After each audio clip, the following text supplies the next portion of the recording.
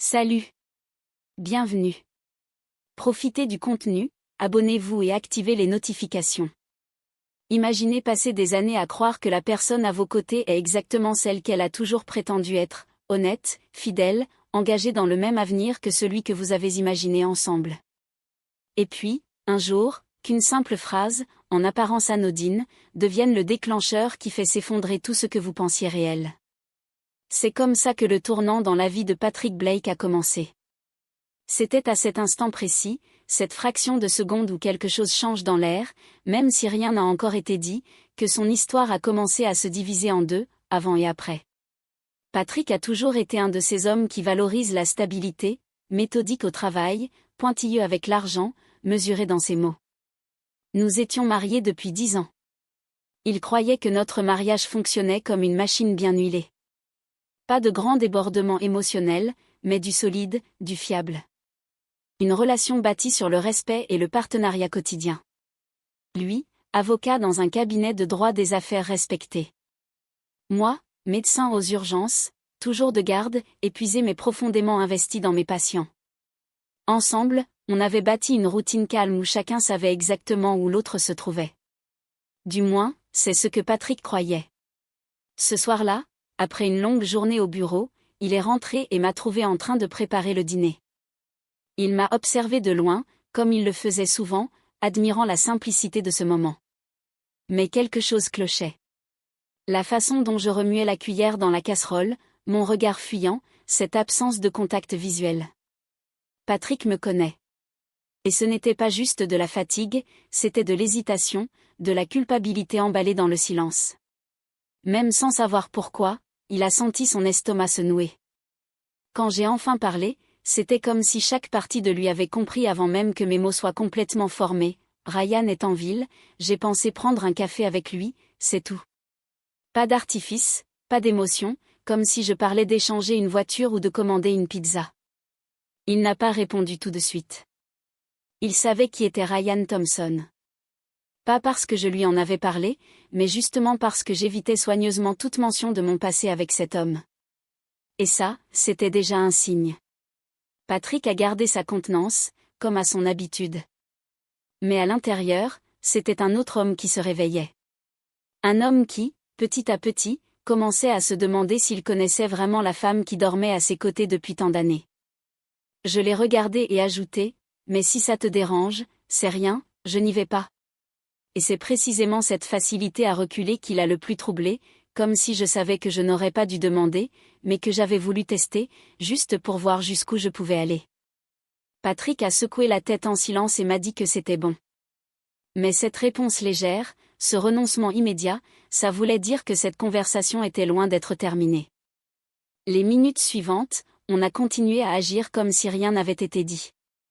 Le dîner a été servi, la télé allumée sur notre chaîne habituelle, et la routine a repris son cours.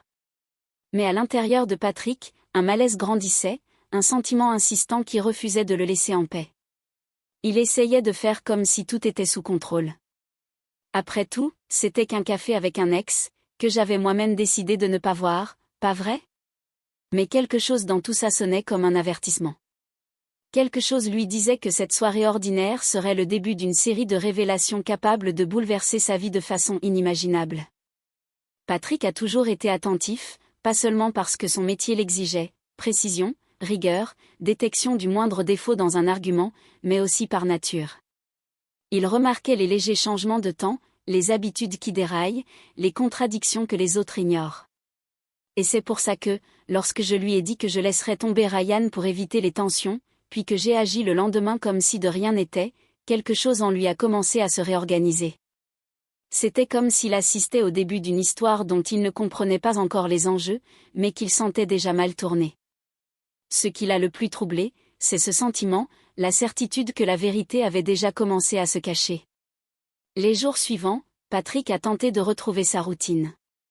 Il est allé au travail, a assisté à ses réunions, répondu à ses mails, mais son esprit était ailleurs. Ce qui était autrefois naturel devenait pesant. Et ça s'est empiré quand il a remarqué le premier détail inhabituel, j'ai commencé à envoyer moins de messages. Avant, À la fin de chaque garde, je lui envoyais un petit « je pars » ou un simple emoji cœur, discret mais constant. Et puis, du jour au lendemain, plus rien a eu début, il a voulu se rassurer. Peut-être que j'étais débordée, peut-être simplement fatiguée. Mais Patrick, habitué à assembler les pièces d'un puzzle, savait qu'une absence de signe est un signe en soi. Et puis il y a eu cette nuit-là, celle où le vrai doute a pris racine. Je suis rentrée tard avec un léger parfum différent de celui que je porte d'habitude, pas celui que je mets pour l'hôpital, le genre de fragrance que je réserve aux occasions spéciales. Et même si mon maquillage était discret, il était bien là. J'ai dit que j'avais remplacé une collègue, mais il n'y avait aucun papier dans mon sac et je ne portais pas les chaussures en caoutchouc que je mets toujours pour travailler à l'hôpital. Patrick observait tout ça, toujours calmement, sans rien dire, mais je voyais bien qu'il enregistrait chaque détail. Et il a commencé à faire ça à chaque fois que je sortais, avec qui je parlais, à quelle heure je rentrais, si mes cheveux étaient attachés ou détachés, si je riais beaucoup en arrivant, si je portais les mêmes vêtements. Tout était mentalement noté, comme s'il construisait un dossier invisible, une sorte de journal émotionnel où chacune de mes actions devenait une page qu'il lisait avec une attention presque troublante. Les jours passant, les signes sont devenus plus visibles. J'ai commencé à poser mon téléphone face contre la table, quelque chose que je n'avais jamais fait avant. Je disais que j'allais me coucher tôt, mais je restais des heures enfermée dans la chambre avec mon ordinateur, soi-disant pour lire des articles médicaux. Et ce qu'il a dû remarquer aussi, c'est mon humeur qui changeait. Certains jours, j'étais plus tendre, plus affectueuse que jamais. D'autres, j'étais distante, presque absente, indifférente à ses tentatives de conversation. Je faisais des efforts pour sauver les apparences, mais au fond, je n'étais plus la même. Et lui, il le voyait point jusque-là, Patrick ne m'avait jamais vraiment surveillée. Il ne fouillait pas dans mon téléphone. Il ne posait pas de questions intrusives, ne me lançait jamais de sous-entendus, il me faisait confiance. Mais à ce moment-là, il a dû se sentir légué au rang d'objet. Un meuble qu'on salue par habitude, qui fait partie du décor, mais qu'on oublie d'inclure dans ce qu'on pense, ce qu'on ressent, ce qu'on désire. Et pour quelqu'un comme lui, qui a toujours cru que la loyauté était le socle d'un couple, ça devait être terrible. Pire encore que la trahison. C'était comme le chasser de sa propre vie sans même le prévenir. Je me souviens de ce dimanche après-midi. J'ai dit que je devais aller à l'hôpital, qu'un collègue était tombé malade et qu'il fallait que je prenne son service. Patrick m'a souhaité bon courage et a fait semblant de continuer à lire un article de droit. Mais je savais qu'à l'intérieur, il bouillonnait. Mes excuses devenaient trop répétitives, trop mécaniques. Pour quelqu'un qui passe sa vie à interroger des témoins et à repérer les incohérences, c'était évident. J'avais commencé à inventer une autre réalité, et il a compris que soit il découvrait ce qui se tramait, soit il allait être englouti par ce mensonge. Et c'est là que tout a changé. Patrick a décidé que m'observer ne suffisait plus. Une force en lui s'est réveillée, pas de la rage, pas de la colère aveugle. Non, c'était ce besoin silencieux mais déterminé de récupérer sa dignité. Il avait besoin de faits, de preuves. Pour lui, l'instinct ne comptait pas. Il lui fallait des certitudes. Alors il a engagé un détective privé, discrètement, sans scandale, juste pour savoir et pour me confronter au bon moment, de la bonne manière, avec l'impact que, selon lui, je méritais. Le détective a été rapide et efficace. En quelques jours, Patrick avait les preuves que son cœur soupçonnait déjà. Des photos, des horaires, des trajets. Tout correspondait au jour où je disais être de garde. Mais en réalité, j'étais dans des centres commerciaux, des cafés isolés, et plusieurs fois on m'avait vu monter dans la voiture de Ryan. La goutte d'eau, ça a été cette vidéo où on nous voit nous serrer dans les bras, sourire et entrer ensemble dans un motel discret. Plus aucun doute possible. L'homme que j'aimais croyait encore au scénario d'origine, alors que moi, j'avais transformé notre mariage en pièce de théâtre. Mais Patrick n'est pas du genre à exploser. Lui, il planifie. Et ce jour-là, il s'est dit qu'il y avait pire que d'être trahi. C'était de laisser le traître en sortir sans conséquence. Alors il a contacté Amanda, la femme de Ryan. Une recherche rapide sur les réseaux, quelques messages et ils ont convenu d'un rendez-vous. Amanda n'était pas du tout celle que j'imaginais. Élégante, forte, une femme qui souriait avec les yeux, mais dont le regard était brisé. Quand elle a vu les photos, elle n'a pas pleuré. Elle a pris une profonde inspiration, fermé les yeux un instant, et quand elle a de nouveau regardé Patrick, elle lui a dit d'une voix ferme, « Il mérite de ressentir tout ce qu'ils nous ont caché. » C'est de là qu'est né le plan. Pensé avec une précision chirurgicale. Ils ont choisi un restaurant discret mais élégant. Un endroit où ni Ryan ni moi n'aurions imaginé être confrontés. Patrick a réservé la table plusieurs jours à l'avance, organisé les horaires, réglé chaque détail. Amanda, de son côté, a proposé à Ryan un dîner pour discuter de leur couple qui battait déjà de l'aile. Il a accepté sans méfiance. Et quand Patrick m'a proposé un dîner pour célébrer un moment spécial, j'ai cru avoir la situation en main. J'étais tellement confiante dans mon jeu que l'idée même d'être démasquée ne m'avait jamais effleurée. Le soir venu, Patrick était déjà là, Amanda en face de lui, chacun installé à sa place, parfaitement placé pour voir l'entrée. Le plan était simple. Ryan est entré le premier, l'air distrait, cherchant Amanda du regard. Et juste derrière lui, c'était moi. Avec ce petit sourire léger que je portais toujours quand je pensais contrôler les choses. Mais ce sourire n'a pas tenu longtemps. Quand mes yeux ont croisé ceux d'Amanda, je me suis figée. Et quand j'ai vu Patrick à côté d'elle, mes jambes se sont arrêtées. Ryan a tenté de masquer sa surprise derrière une expression confuse, mais je l'ai vu comprendre très vite ce qui se passait. Sans un mot, Amanda a posé une tablette sur la table et a appuyé sur lecture. Et là, en plein milieu de ce restaurant, la vidéo a démarré. On nous voyait, Ryan et moi, entrant dans ce motel. Pas de cris, pas de paroles, juste le bruit ambiant du lieu et ces images qui défilaient devant un public silencieux. Je me suis sentie blêmir. J'ai regardé autour de moi comme si une issue pouvait apparaître, mais il n'y en avait aucune. Ryan, mal à l'aise, ne savait même plus quoi faire de ses mains et fuyait le regard de tout le monde, tentant de cacher son malaise. Amanda le fixait comme si elle découvrait un inconnu. Patrick, lui, me regardait avec ce calme implacable, celui de quelqu'un qui n'avait plus besoin d'entendre d'explications parce qu'il savait déjà tout. La force de ce moment, ce n'était pas dans les mots, c'était dans cette mise en scène glaciale, tellement élégante qu'elle en devenait cruelle.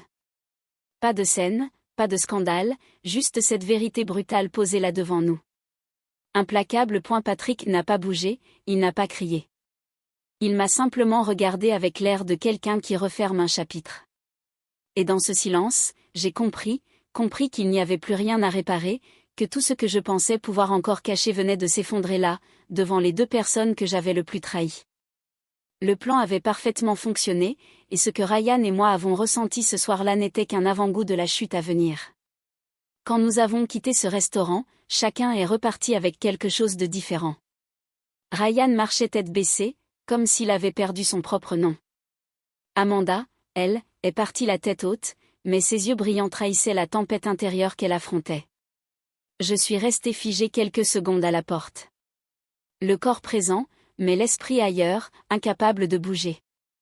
Quant à Patrick, il est parti en silence, pas heureux, libéré, comme quelqu'un qui venait de poser un poids qu'il avait trop longtemps porté. Cette nuit-là, j'ai essayé de le joindre encore et encore.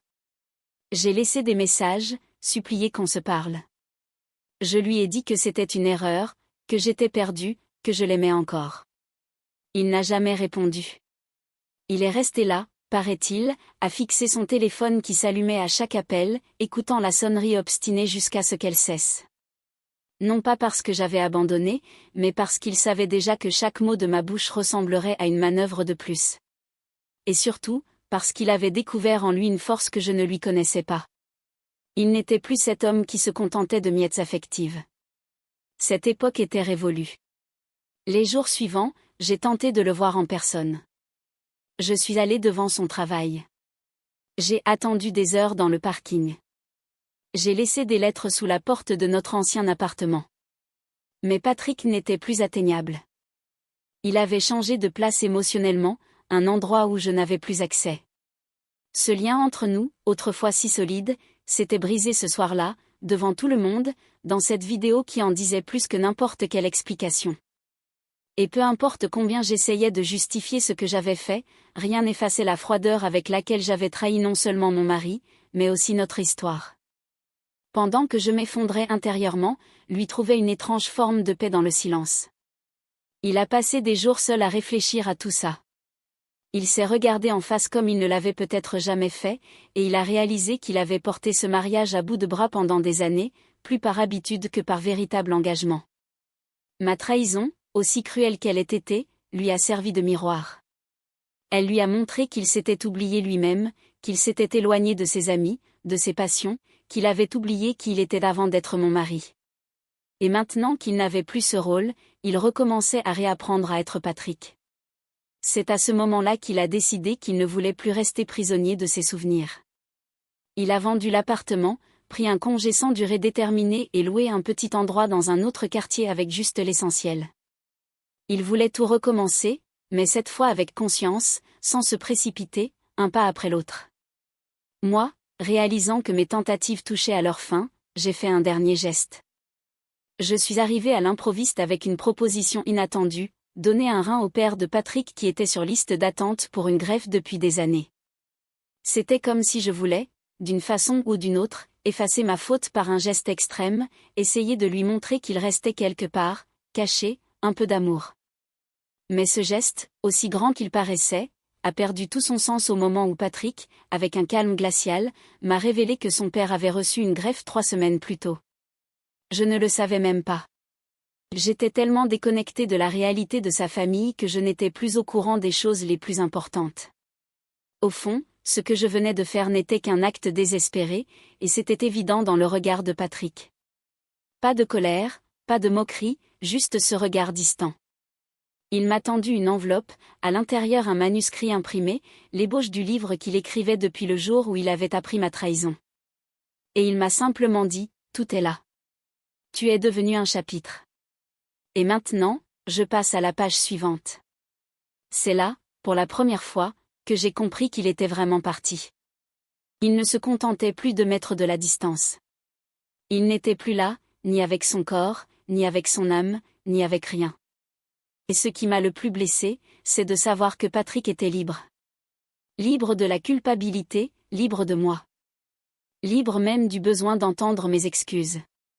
Quelques mois après cette dernière conversation, Patrick a tout laissé derrière lui. Il a vendu sa voiture, rendu les clés de son appartement temporaire et s'est installé dans un endroit qu'il avait imaginé depuis longtemps. Une petite ville en bord de mer où personne ne connaissait son nom, où le passé ne le suivait plus et où les souvenirs avaient moins de pouvoir. Il est arrivé là-bas avec une valise, un carnet et la ferme décision de recommencer. Pas pour fuir, mais pour se libérer. Là-bas, il n'avait rien à expliquer à personne. Il pouvait simplement être ce qu'il voulait. Sans cette étiquette de mari trompé, sans aucun rôle imposé. Pour la première fois, il était seul avec sa vérité. Ses journées ont commencé simplement, des promenades matinales, des lectures l'après-midi, quelques consultations à distance faites par plaisir et non plus par nécessité. Petit à petit, Patrick a découvert en lui une part qu'il n'avait jamais laissé exister. Il a réappris à s'écouter, à aimer écrire, à vivre avec soi, à sourire sans avoir à se justifier. Avec le temps, il a rencontré des gens, participé à des événements locaux, retrouvé cette curiosité pour les histoires et les personnes. Et c'est au détour d'une conversation anodine qu'il a croisé Claire, professeure de littérature passionnée par les auteurs qu'elle aimait. Elle ignorait tout de ce que Patrick avait vécu, et ça, pour lui, c'était essentiel. Elle ne le voyait pas comme un homme brisé. Elle voyait un homme entier, prêt à recommencer. Pendant que Patrick se reconstruisait, moi je suis partie dans une toute autre direction. Après le scandale, ma réputation à l'hôpital a été salement abîmée. J'ai subi une enquête interne, perdu le peu de prestige qu'il me restait et j'ai vu les portes se fermer l'une après l'autre. Sans amis, sans le soutien de Ryan qui avait lui aussi disparu de ma vie, je me suis retrouvée face à mon propre vide. Je me suis isolée. J'ai vieilli à l'intérieur. J'ai essayé de repartir de zéro, mais quelque chose en moi est resté coincé, figé à cet instant précis où Patrick a franchi la porte du restaurant sans jamais se retourner. Et peut-être que c'est ça la vraie punition, de comprendre trop tard que ma plus grande erreur n'a pas été la trahison, mais d'avoir sous-estimé un homme qui n'a jamais élevé la voix, mais qui savait exactement quand partir. Un après-midi, alors que Patrick était déjà bien installé dans sa nouvelle ville, il a reçu un message d'un vieil ami, une simple ligne suivie d'une photo. Moi, assise seule dans un café, le regard perdu. Et au lieu de réveiller quoi que ce soit en lui, ça n'a provoqué qu'un étrange sentiment de distance. Il n'a rien ressenti. Pas de pitié, pas de colère, rien. Comme si cette femme avait appartenu à une autre vie. En face de lui, Claire riait d'une blague un peu nulle. Et à cet instant, Patrick a su. Il n'y avait plus d'ombre au-dessus de lui. Cette histoire remplie de mensonges et de déceptions avait laissé des marques, oui, mais des marques qui ne faisaient plus mal. Elle n'était plus qu'un rappel, le rappel que parfois le plus beau cadeau qu'on puisse recevoir, c'est d'être trahi, parce que ça chasse de ta vie ce qui n'a plus rien à y faire.